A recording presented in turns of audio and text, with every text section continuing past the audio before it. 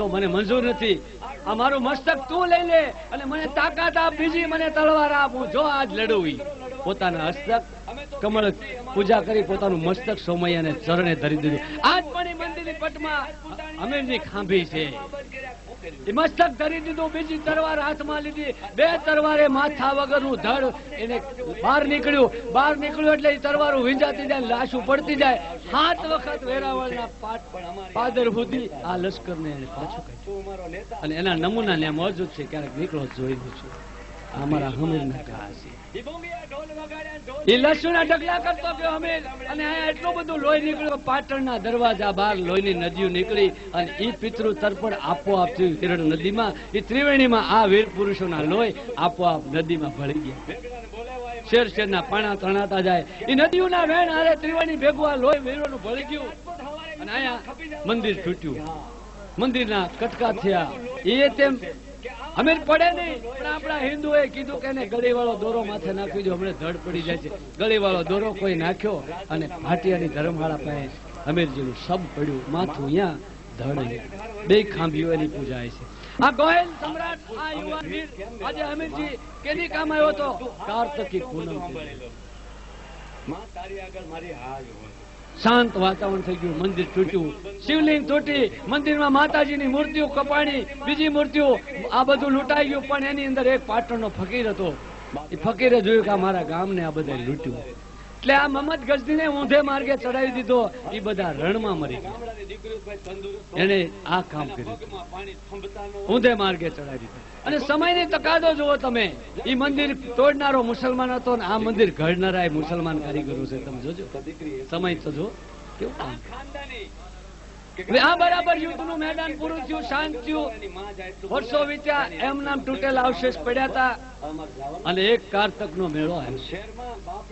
એક બાઈ આવડા કેવા છોકરાને લઈને આવે છે. કોણ હતી? એ જ રાજલ હતી, ઘરમાંથી આવી હતી. આજ હમીરજીનો દીકરો એની પાસે આંગળીએ પકડીને આવે છે કે માં મને ક્યાં લઈ જાય? કે બાપ, તારા બાપની એક ખાંભી છે, એ ખાંભીને આજ આપણે સિંદૂર લગાવીએ, ત્યાં તને લઈ જાય. પથ્થરનું ઘડતા કરનારા માણસોને ઘડતા હતા ને ઘડવૈયાને પાણો કે મને પથ્થરમાલી ભગવાન બનાવ્યા. તો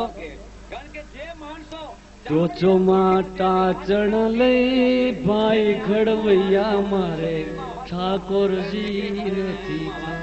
તો હું થાવું તારે થાવું છું?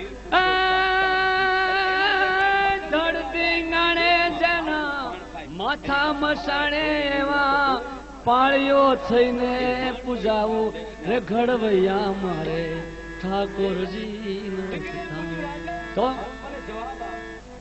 મારે સિંદૂર નથી લગાડવો. કોઈ બી જોગણના ઉના આહુડે મારે પૂરો થઈને પૂજાવું.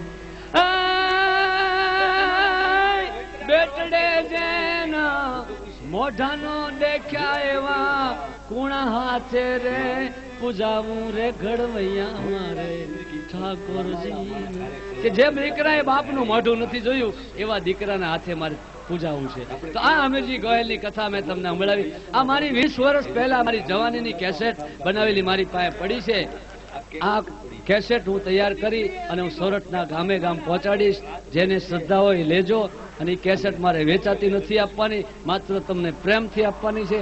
અને એનું કોઈ મેં કિંમત નથી રાખી. અને એ તમારા ઘરમાં રાખજો, કોક દી વગાડજો. ભાવિ પેઢીને આ અમીરજી, આ સોમનાથની કથા કાયમ યાદ રહેશે. મેં આખી કથા 20 વર્ષ પહેલા જે મારી તેજાબી જબાન હતી, આજ તો એકાની હું નથી બોલતો, તો જે તેજાબી જબાન વખતે મેં બનાવેલી છે સોમનાથના પટાંગણમાં, એ 20 વર્ષ પહેલાની કેસેટ હવે હું બનાવીશ અને તમને હું ભેટ આપવા માંગુ છું. જે ખર્ચ થાય હું પોતે ભોગવીશ અને તમને હું સોરઠના ગામો ગામ પહોંચાડીશ. અહીંયા ભગાભાઈને મોકલીશ, અહીંયા કિશોરભાઈને મોકલીશ, આ સોમનાથ મંદિરે તમને પહોંચાડશે બધા. તો આ વાર્તા અહીંયા પૂરી થાય છે ને હવે આપણો ડાયરો આગળ વધે છે. ફરી પાછી હું તમને એક વાત કહેવા માટે પાછો આવીશ. ત્યાં હું અહીંયા બેઠો છું, ફરી પાછો આનંદ કરાવશું.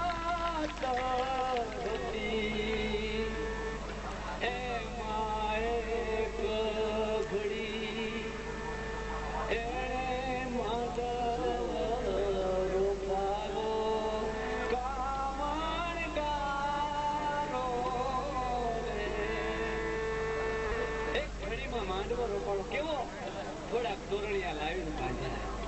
હાલો, હવે તમને તમારી સમક્ષ મારા ભાણેજને મૂકું છું. ઘડીક મજા આવશે, બેસી જાઓ 5 મિનિટ. તમે જો એની મજા જુઓ. તમે એમ તમે મારી કરતા જબાન તમે જુઓ ઓર મજા આવશે. 10 મિનિટ બેસી જાઓ. ભરતભાઈ ગઢવીને મૂકું છું.